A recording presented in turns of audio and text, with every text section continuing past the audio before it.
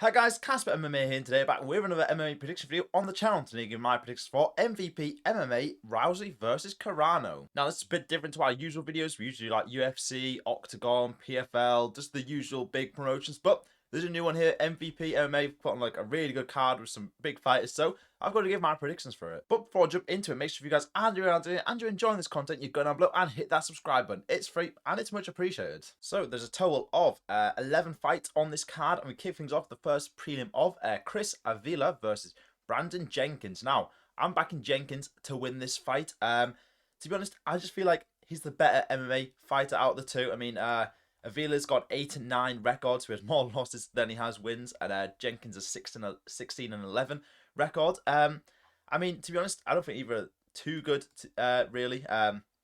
Both fought a bit in boxing. Like Jenkins has some crime fights as well, but you know, Avila, he's lost a lot of fights. To be fair, he was in the UFC back in a long time ago, and yeah, he just didn't do too well. He's had a few boxing matches, doing all right, and you know, he's tough, to be fair. He's I wouldn't back a Jenkins finish here, to be honest. He's had a bit of experience in that, but I just think Jenkins could be better in the clinch, win some rounds and that, and I reckon Jenkins just going to get this done. So I'm going to back Jenkins to win by decision. So moving up the card, we go to Eileen Pereira versus Jade Masson-Wong. Now, I'm backing Pereira to win this fight. She's only 2-2 in MMA, the Brazilian woman. And she's a massive favourite on this fight, so I feel like it's a bit iffy. You know, I wouldn't be backing money, to be honest, on a money line, because she's only had 4 MMA fights, but she has got the physical edge in this fight. She's the taller fighter, longer reach as well. I mean, I feel like I'm backing her to win this fight. You know, I reckon if she could keep on the feet, she's gonna have the be more physical than Masson-Wong or Masson-Wong. I don't know how you say her name, the Canadian woman, but. She's definitely got a path to victory in this fight. I mean, if she can mix in some wrestling in there, expose Pereira, because she's had quite a few kickboxing and karate fights. I mean, to be fair, Wong has also done quite a bit of boxing and bare knuckle boxing and stuff like that. So probably going to see a standing fight here, and I feel like Pereira should win this. I mean, Masson-Wong, she's going to have to make it ugly to win. Maybe take it down, stuff like that, expose her wrestling, but I think Pereira should be getting this done. I reckon she wins by decision. So moving up the card, we go to David Mgoyan versus Albert Moraes. Now, I'm picking Mgoyan to win this fight. The Armenian man is 8-1 record, 21 years of age as well, and he looks pretty good. I mean, he's got a lot of finishes. This guy, 5 wins by KO. Moraes, the more experienced fighter here, 34 years of age, been around a while, but I mean, that's probably why I'm not picking him here. He has been around a while. He's been finished quite a few times his career and stuff. But to be fair, he's still a pretty game opponent, to be fair. Might use his experience well in this fight, but I just feel like Mgoyan's been maybe the faster, sharper, younger opponent in this fight. I feel like he should be getting this done quite convincingly. So I'm going to back Mgoyan to win by KO. And now we move up the card to Jason Jackson versus Jeff Creighton. Now, I think this is a replacement fight. I think Jason Jackson was meant to fight Lorenz Larkin, but Creighton has stepped in to fight him, but I'm picking the Jamaican man in Jason Jackson to win this fight. Creighton he's had a decent regional record. To be fair, was fighting on like the Ultimate Fighter as well, getting to the UFC, and honestly, he looks pretty good. I wouldn't say Jackson's like the most confident pick in the card, but I feel like being an ex-Bellator champion and that he's got that like winning ability. I mean, only guy to beat Amasov, who's doing really well in the UFC as well. And you know what? I just feel like his wrestling, his experience, and that will play out in this fight. He is 1-2 in his last 3 fights, so he's it's not been winning as many fights, but I don't know. I feel like he should be better in this fight, and I reckon Jackson will win by decision. And now we move up the card to Adriano Moraes versus Fumi Nkuta. Now, this fight is also being rescheduled because I think Makayev was meant to fight Moraes, but had to pull out for visa issues or something like that. So Nkuta has stepped in on quite short notice, but I think I'm going to pick him to win here. I mean, this is one of my least confident picks on the whole card. I don't know who's going to win, to be honest, because obviously we've got Moraes, always big grappling threat. He is 37 years of age now, so maybe Nkuta's going to fight him at the right time. He's only won 1 of his last 4 fights. I mean, he has fought Demetrius Johnson in 2 of them fights, so take that what you will. But yeah, coming off a KO loss in his last fight, and he's fighting a younger opponent who's undefeated as well in Nkuta. He's 11-0, just won the A1 combat title as well in his last fight. So I mean, he's looking pretty good. He's like, I feel like, you know what, he's probably going to be faster than Moraes is going to be in this fight. And I don't know, we'll see what happens. Maybe Moraes' experience and grappling will take a hold in this fight. But I'm going to back the younger man in Nkuta to take it, and I reckon he's going to win by decision. And now we move up to the last prelim on the card with Ngannou Fazil versus Jake Babian. Now, I'm picking Fazil to win this fight. He's 9-1. His opponent is 6-1. Both American guys, both around same height as well. But I don't know. I think Fazil is the favourite in this matchup. It's not free money, I'd say. He does.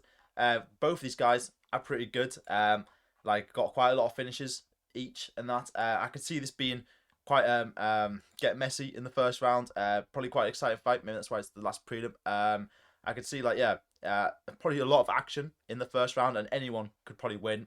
Any of them could get a finish. Who knows? It's quite a lower level MMA. Both these guys haven't fought that great of opponents really, but gotta give it to them. They've both got a decent record. But you know what? I feel like if Fazil can get out of the first round, I feel like he'll be able to manage the fight more, and I trust him when it goes into the later rounds as well. So I'm going to back Fazil to win this fight, and I reckon he gets the decision. Now, we move up to the main card now. Junior Dos Santos versus Robelis Despaigne. Now, I'm backing Despaigne to win this fight. I feel like, you know what, he's the younger fighter. Obviously, JDS is 40-something now, 42. But, I mean, to be fair, Despaigne isn't even that much younger. He's 37.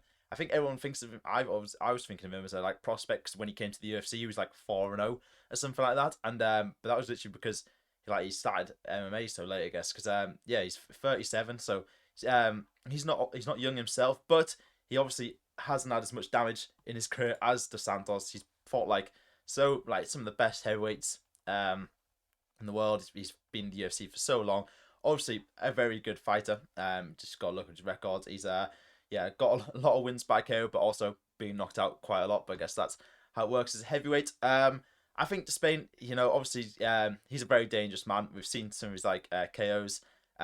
Obviously got exposed in the UFC for some of his grappling against Curtis Costa and Austin Layton, which can definitely be exposed by Dos Santos in this fight. So if he can take it down, that's definitely I think that's his best path to victory for JDS. But I feel like we're gonna see Despaign's explosiveness. Some of his KOs and karate combat have been pretty awesome. So I reckon he's coming into this fight with confidence, because he's lost in the UFC quite a while ago now. So I reckon if this stays on the feet and that, Junior Dos Santos could be in trouble. I'm going to back Despaigne to win by KO. And now we move up the card to Salahdine Parnasse versus Kenneth Cross. Now, I'm backing Parnasse to win this fight. I mean, he's probably one of the biggest favourites on the card, I'm pretty sure, odds-wise. And as he should be. I mean, he's 22-2 now, Frenchman, 28 years of old. I mean, he looks very good, I've got to say. Being champion in that in KSW. He can win in all sorts of ways, like KO, submission, decision. I mean, he just looks really good. Kenneth Cross, he's not a can. So maybe the odds are not respecting him enough, but really he's been on the Contender Series, and he's won quite a few fights at regional level and stuff, but not really been that great outside of that. He was in the Bellator, lost and stuff. So I do think Parnasse is definitely the better fighter here. I reckon he's going to control the distance early in this fight, and then he's going to force a mistake from Cross. I can see it happening. He's a dangerous finisher. Parnasse, he's got a lot of finishes, and I reckon he's going to take the back and get a submission. So I'm going to back Parnasse to win by submission. And now we move up the card to Nate Diaz versus Mike Perry. Now, a fight I do look forward to, got to say. I'm picking Mike Perry to win here. I mean, obviously, Nate Diaz, his path to victory, probably he's got the awkward boxing, jab, bit of volume and cardio in there. Perry, on the other hand, he's probably the stronger man, hits very hard. I mean, he's been doing bare knuckle boxing. I mean, this guy is an animal. I don't think he'll be able to put away Diaz early, to be honest. Diaz is quite hard to put away cleanly, but I reckon if it goes to the later rounds and that, we could maybe see a finish in this fight. Diaz could maybe win by submission if Perry gets a bit reckless or Perry finds a late knockout. But I think we see a good war here from these guys. Hopefully a bit of blood in that. I mean, last time Nate Diaz fought was 2024 in a boxing match against Masvidal. I mean, he's not last fought in the UFC like a long time ago when he beat Tony Ferguson. But I don't know. I think Mike Perry, he's going to look decent in this fight. I can just see him winning this. By landing some good shots and that, winning a couple of rounds, and I reckon Perry is going to take the decision. And now, next up, we move to the co-main event: Francis Ngannou versus Philipe Lins. Now, excited to see Ngannou back in action in MMA, and I'm picking him to win this fight. You know, obviously, he's got the physical edge in this fight. I mean, he's a specimen. Ngannou, 39 years old now, fought bit of boxing in that, beat Pereira in like PFL and stuff like that. But you know what? He's back against probably one of his better opponents he's fought outside of the UFC in a while. In Philipe Lins, was obviously PFL champ, and then had a decent run in the UFC. To be fair, went like a 4-fight winning streak before he left. With some okay wins, you know. But he's fighting probably his hardest opponent to date in Francis Ngannou. Lins is 40 now, Ngannou's 39, and I don't know. I can't see. I think Lins has talked about like taking Ngannou to deep waters and winning this fight, but I can't really see it, to be honest. I just see Ngannou's he's gonna control his fight in the first bit, leg kicks and stuff, and then he's gonna catch him. So I reckon Ngannou is gonna win by KO. And finally, we move to the main event: Ronda Rousey versus Gina Carano. Now, I'm backing Rousey to win this fight. I mean, who knows what's gonna happen? Both these women have had quite long layoffs since their last MMA fight. I mean, Rousey last fought in 2016. Carano was 2009. So it's been a while for both of them. Rousey 12-2, Carano 7-1. So both, you know, decent MMA fighters in their time, but both lost in their last fights. You know, both got KO'd. But you know, Rousey's path to victory here is you know, close the distance, clinch, take her down, submission. Carano, obviously, probably better striker, keeping it at range and piecing her up a bit. But I just feel like I trust Rousey's like grappling ability and submission game at her age. She's 39, Carano's 44. Don't trust her striking at this time in her career with such a long layoff as well. So I'm gonna back Rousey to win.